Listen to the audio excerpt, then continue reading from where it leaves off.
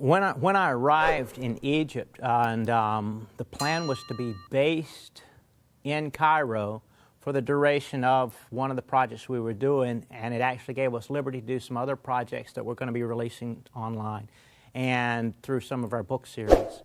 And one of the first assignments I had was to go out into the Red Sea and to work with people on a drilling rig. And we've all seen all these terrible shots of just, you know, abuses of people for religious reasons in the Middle East. But I was convinced that when I went to the meal that I was to pray before I ate, which many Christians do, and some people find no offense or nothing irregular about it. So I walk into the galley and I get my tray, and there's working men, and they're, you know, all speaking and just talking in Arabic, just as men would in an industrial restaurant setting. And I grabbed my tray and I went and I sat the tray down. And when I put my head down to pray, the whole place went silent, like an E.F. Hutton commercial. It was absolutely amazing. Then, when I finished my prayer, I lifted my head, and everyone went back, everything normal. The next meal, the same thing happened. The next meal, the same thing happened. By probably the fourth or fifth meal, I had noticed that people looked at me funny when I went in, and I was wondering what is going to come of this. And we hear terrible things about, you know, what happens over there. I'll tell you in advance, I didn't experience any of that. So on the fourth or fifth meal, I grab my tray, I go in, I set it down, and when I put my head down to pray, the entire place goes silent. You could have heard a pin drop.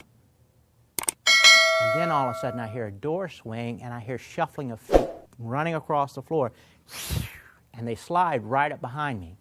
And now I'm thinking, okay, this is where CNN gets their footage. I'm about to lift my head, they're going to lop my head off, it's going to fall in my tray.